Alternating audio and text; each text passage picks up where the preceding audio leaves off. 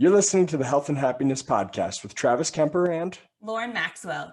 Each episode, we share easy to implement strategies to improve your health, happiness, and overall quality of life. Writing is medicine. It is an appropriate antidote to injury. It is an appropriate companion for any difficult change. Julia Cameron. How's it going, Travis? Well, my hunting trip was not overly successful. I do not have a full freezer, but I did hike a lot, and I saw a few animals, which is always nice. It was so nice to be in nature without cell signal for a week. Yeah, I bet. God, it was great. I also just got back from 2 days of a pain continuing education course, which is a good reminder of the neurophysiology. And it also had some very helpful tips for communicating about pain with patients. Nice. So, yeah. How's it going, Lauren? It's going good. I'm finally fully recovered from being sick. It took about 3 weeks to finally run its course, which was crazy. It was the longest I've been sick in forever. I told you should have got a sauna. Yeah. Lesson learned. We also started decorating our house for Halloween. Since it's our first year in the house, we're super excited for all of the holidays, but especially Halloween, since we're gonna have trick-or-treaters for the first year ever. I just can't wait. I'm so excited. Can I give you a tip? What? Because last year was my first year with trick-or-treaters. Yeah. Don't just turn your light on. You need to put something outside or be outside. Okay, we'll do it. Yeah, or else nobody comes up. Gotcha. We bought hundreds of pieces of candy and gave out 50. Really? Yeah, in literally the most popular trick-or-treat destination in this city. Oh, that's crazy. Yeah, I heard we're in a very popular trick-or-treat spot. Are you? Mm-hmm. Yeah. We just have high population density in my neighborhood. But the kids all went to the houses not that had their lights on, which is what I remember doing as a kid. Yeah, that's what I remember doing. But that had the lights on and had decorations outside. Well, we got decorations. There you go. Then you'll be good. Keep your light on and keep the decorations. You'll be good. The kids that's what we're working on, is setting it up and decorating it outside slowly over the next month or so. I don't know that we have figured out exactly what we're gonna dress up as this year. We might just stick to what we did last year, which was our Lord of the Rings theme, which was super fun. But we also might try to do a Hocus Pocus theme with one of our friends and her dog, which I think would be really, really cute, because that's kind of the theme we're going with, decorating the outside of our house. We have 3 broomsticks hung up, and we're gonna do a graveyard for, I don't know if you've seen Hocus Pocus. Probably everybody's seen Hocus Pocus at this point. Yeah. Well, everybody our age. Yeah. Well, Hocus Pocus 2 is coming out September 30th. Oh. So a whole new generation's gonna... Anyway. Enough about Halloween. The other exciting thing I have going on is I have my first physical therapy student starting with me in a couple weeks. And I'm super excited and super nervous. Why are you nervous? Because everybody's going to figure out that you're a fake? Yeah, the imposter syndrome thing. I knew that had to be what it was. Yeah, totally. That's why I haven't taken a student up until this point. And then this year I forced myself to do it. Oh, Lauren, you'll do great. That's what I'm hoping, is I'm just going to prove myself wrong. And then it'll be oh, I'm good at what I do. But we'll see. It's not a hope, straight A's. You'll do great. Thanks. It's not a hope. What are we going to talk about today, Travis? Writing and the benefits of writing for your mental, physical, and emotional health and well-being. Sounds like it's right up my alley. So one of the ways to deal with any overwhelming emotion is to find a healthy way to express yourself. This makes journaling a helpful tool in managing your mental health. Journaling can help you manage anxiety, reduce stress, and cope with depression. It can help you control your symptoms and improve your mood by helping you prioritize problems, fears, and concerns, tracking any symptoms day to day so that you can recognize triggers and learn better ways to control them, and by providing an opportunity for positive self-talk and identifying negative thoughts and behaviors. This is something that I've actually really been focusing on to help with my own anxiety levels, because I find that like as days go on, I just end up in a really heightened state of anxiety, but I'm not sure like how I got there. So I'm starting to write down like anything that even makes me a little anxious, like a 1 or a 2, which normally I don't even pay attention to, but that's helped me a lot to be like, oh, I'm feeling like a little anxious. Let me do a strategy now so that I don't get full blown anxious later because I didn't do anything at like the lower levels. Super interesting learning about myself. Good job. Thanks. In a classic experiment, James Pennebaker assigned healthy undergraduate students to one of 4 groups. All were asked to write for 15 minutes for 4 consecutive nights, just 4 nights. 3 of the groups were asked to write about some traumatic event in their lives. The 4th group wrote about some other trivial topic. All 4 groups were then tracked for the next 6 months, and researchers found that the 3 groups who wrote about traumatic events had fewer visits to the health center. So their physical health improved from 4 nights of writing. Yeah, that's awesome. That's it. Just 4 nights, 15 minutes. Crazy. And they got 6 months of better physical health outcomes. Yeah. Crazy. Wild. In addition to the mental benefits, writing can improve physical well-being.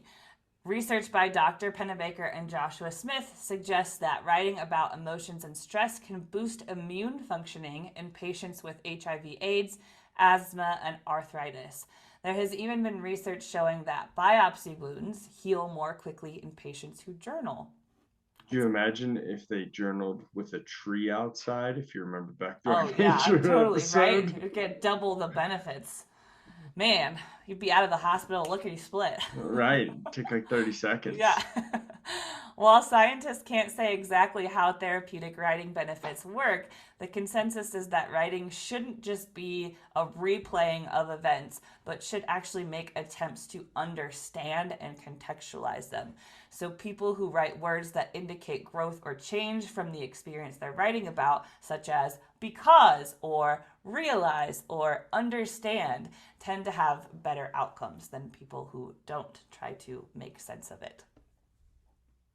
So writing can be used as a mindfulness technique. A few years ago, Cambridge University Press posted interesting research which included a study of a group of people who were asked to engage in expressive writing for 15 to 20 minutes a day. Again, only 15 to 20 minutes a day. They were asked to do this without downplaying their emotions, so fully expressing themselves. The research found that people who weren't shy about expressing the emotions they'd experienced while writing had better physical and mental health indexes than those who wrote on neutral topics. So get it out in just 15 to 20 minutes a day, and your physical and mental health improves substantially. The research shows not only how writing for just 20 minutes a day can help your mental health, but how well it teaches you to be in the moment and acknowledge your feelings. This is called mindfulness approach, aimed at helping people learn how to pause and free their mind by focusing on things that are going on in a particular moment. So the way that I read this, Lauren, is 1, this is just helpful as a standalone, but 2, if you've tried meditating and you're just like, this crap is not for me, I close my eyes and I either fall asleep or I just get so pissed off at myself because I can't stop thinking. This is a really, really good strategy to kind of replace the typical meditation. Yeah. If you are struggling with that, which a lot of people, including myself, struggle with it. I think most Definitely. people struggle with it. Yeah, I think it's really hard to turn off your brain. Writing has always been a very much like a meditative process for me, because it makes no sense unless like other people have felt that way. But like when I sit down to write, literally my mind is blank and I'm just like writing. And then I read and I'm like, oh, I didn't know I felt like that. Like it's super meditative. It works really well for me. Interesting. Yeah, it doesn't really make sense when I say it out loud because you're like, how could you not be thinking when you're writing? But like, I don't know, it works. Well, I think you have to focus on what you're writing. Like Yeah. it goes back to the dual tasking, which we've talked about before. You can't. It's not a thing. Right. You cannot dual task. So if you're writing something, you can only focus on that writing. What You you're can't writing. also focus on on Spiraling thoughts. yeah, exactly. On how you said something stupid to your mom yesterday, and now she's gonna hate you forever, and you're gonna die alone, and all that crap. Because you Yeah. know that's where people go. You go there. Well, I go there all the time for sure. It keeps me writing keeps me focused on a particular spiral, I guess, is like the outcome. Like instead of being like, oh, I said something stupid to my mom, and then going down that and then not going down that spiral, being like, oh, I also said something stupid to my dad. Or remember that one time I tripped and fell in the cafeteria holding the belt? Like instead of doing that, which is what my mind does during meditation, I can just take the like spiral of saying something stupid to my mom and ride that one out and then be like, all right, maybe that's not a totally logical thought. Like, let's rewind. Right, because you read it and you realize how ridiculous it is. We've Right. talked about that before in Right. previous episodes. Yeah, which is the benefit for me of writing. And also the benefit of like not editing the writing, like really just letting the spiral happen and being like, okay, yeah, I could see how that was like not rational. Instead of rewriting it so that if I read it, I wouldn't think you're crazy. Right, because that's not necessarily helpful to me. It's helpful to like get it out and be like, let me analyze it rather than like let me judge it. You know what I mean? Right. Yeah. Makes sense. So anyway, writing can also be used as an exercise for emotional intelligence. Unacknowledged emotions can lead to depression. However, writing can help you manage depression, training your emotional intelligence. Emotional intelligence can be learned, and writing is one of the possible tools to exercise it. It can be used in the same way as mindfulness, when you describe a particular event or a thing that you observe at the moment, replacing the old negative emotion with something different. How often do you feel annoyed without an obvious reason for this emotion? This is exactly what I was getting at earlier. We're like, how often do I feel super anxious without like an obvious reason? But for example, if you experience like feeling annoyed on a daily basis when you're on your commute or standing in line to get a salad for lunch, this emotion gets so ingrained in your mind that you can no longer see a reason behind it. Letting yourself pause for a second, acknowledging this emotion, and writing it down along with all the possible reasons that may have caused it will help improve your emotional intelligence and be aware the next time a certain situation might cause anxiety or simply annoy you. And in my case, if you're able to find those moments where you're just the little tiniest bit like anxious or annoyed or whatever your emotion, you can use strategies to bring that down rather than like exacerbate it, you know, because it's so much harder to come down from a heightened state than it is from like a level 1 of anxiety. Writing to clear space in your head. So this is where it really helps for me. This is one of the reasons that I wanted to make that website that I actually made it. I bought the website and everything. It's like made and ready. I just need to like post stuff. Yeah, it's pretty much there. I just need to hit the publish button. But whatever. I just haven't felt like sitting at a computer. That's understandable. So writing to clear space in your head, this is where it really helps me because I have so much going on up here all the dang time. And it's like, it's not stuff that drives me nuts, but it's stuff that I have thoughts on and I want to get, whether it's a personal thing or a societal thing or a health thing that was big in the last 2 years, that I hear. And it's like, well, that's total BS. I want to write about it, and when I do write about it, it kind of gets it out of my head, and I don't keep what's the word, Lauren? Thinking about it. Yeah, what's that word where you just kind of repeating this? Perseverating. Thank you. Yes, I don't keep perseverating on it. So sometimes thoughts, feelings, and emotions overfill our minds, creating real traffic jams and bringing anxiety. What your mind needs at this point is a tool like a traffic light to bring some consistency and structure to your thoughts and emotions. Other times you need a different kind of tool to completely remove some dysfunctional thoughts from your head so that they don't bother you anymore. Keeping a journal is a very good tool to help you do a real spring cleaning of your mind. The trick is not to be afraid to confront yourself while writing and acknowledge when you're judging yourself or feeling dissatisfied with your actions. This will help you learn how to let go of situations that bother you and free your mind from distracting thoughts. So this is the big thing for me. So we've said on the podcast, I listen to a lot of books. I listen to a lot of podcasts because I constantly want to be learning. When I have things like this in my head, I can't focus. I can't listen.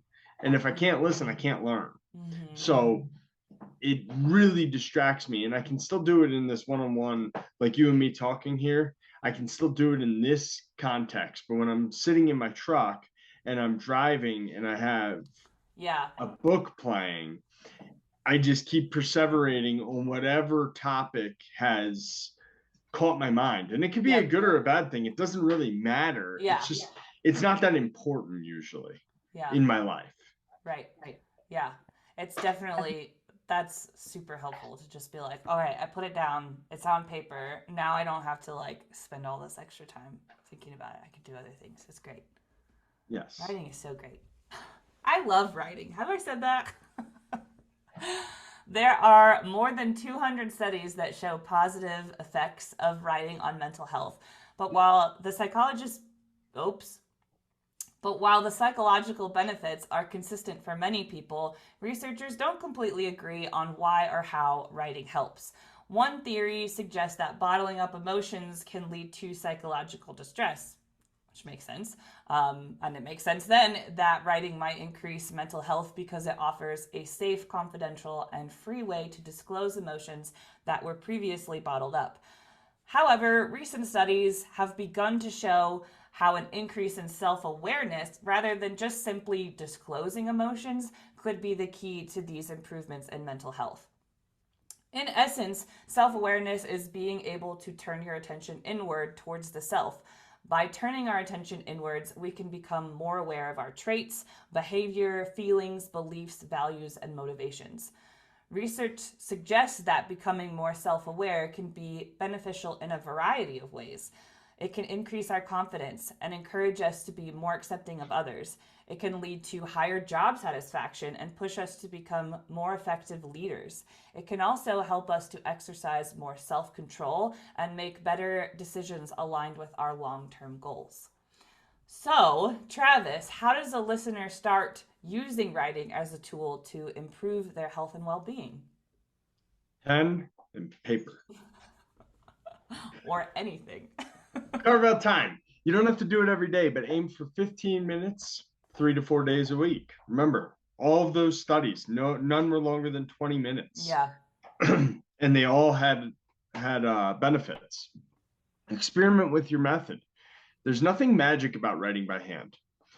You could try typing or doing voice memos. The only thing I would say is that typing, for me, it's distracting because I'm distracted and have right now probably about 12 tabs open. Yeah. So I'm like trying to write on the computer, but then I'm like, I haven't done my finances this month. And then I'm trying to write on my computer, but then I'm like, there's this thing that's going on in my head. So for me, a journal, a notebook works better. Yeah, I usually prefer pen and paper. I just think there's something really powerful about like physically writing. And I think 9 out of 10 times prefer that. I have noticed when journaling for like anxiety specifically, the computer works better only because I'm trying to capture every single thought my brain has on a particular event, and it's faster. Yeah, I can't get everything when I'm physically writing, but that is like really the only time I've ever preferred to write on a computer. Yeah, I definitely still think a lot faster than I can write by hand. Yeah. But the point is to be thoughtful about the experience. Mm-hmm. Find the right place. Where you write can affect how you feel about it and whether or not it works. The most important thing is having a quiet place. Don't edit yourself. Part of the exercise is to access your feelings, and you can't do that if you're constantly redirecting yourself. Remember, this is for you to read. Lauren's not writing so that I can read it and judge her. Nope. She's writing so that she can read it and see, hey, what in the world is going on here? Yeah, noticing. Or maybe I'm onto something here. Right, exactly. Noticing illogical thought patterns, noticing logical thought patterns, noticing trends, noticing. It's important to notice, because if I'm not writing what I'm thinking, then I'm not being able to be in control of my thoughts. Right. Reread. This is the one I struggle with very much. Just don't reread it right away. It's a good idea to go back and see what you've written, but don't get carried away with it. If you read your previous entries before you start, it might influence what you end up writing. Yeah, so I would probably reread after writing that day, if that makes sense, or do it some time period apart. Don't reread right before you write. You're probably going to write about what you read. Yeah, definitely could influence for sure. I don't actually know how that works with me because, like I said, I don't reread. Yeah, it's definitely when I just journal, writing on and pen and paper. If I reread right before, then all of a sudden, what I wanted to write about before becomes altered, and I want to continue from previously, and then you're just not really clearing out space as well in your head, I guess. You're not getting the new thought out, you're getting an old thought continually out. That's what I figured would happen. Lauren, do you have a challenge for people this week? Yes. So challenge this week, make a plan for where, when, and how you are going to write this week, and then write. Notice how you feel before and after. Yes, and the where, when, and how are all important. Because if you say I'm going to do it in my red chair in the corner of my kitchen at 6 a.m. on Wednesday for 15 minutes, you're much more likely to do it than say I'm going to write at some point this week, because it's not in your routine already. So you're creating a new habit, like we've talked about with the other habit episodes. Lauren, great job today. You too, Travis. This was fun. Thanks for listening, everybody, and we'll see you again next week. See you next time. Bye. Bye. Thank you for taking the time out of your busy day to listen to this episode of the Health and Happiness Podcast. We hope you enjoyed the episode and are getting benefits from our content. If your life is improving in part due to the information in this podcast, we would greatly appreciate you sharing the episode with your family and friends on social media and leaving us a review so we can continue to reach more people and improve the health and happiness of the community at large. Thanks again, and we will see you next week for another episode of the Health and Happiness Podcast.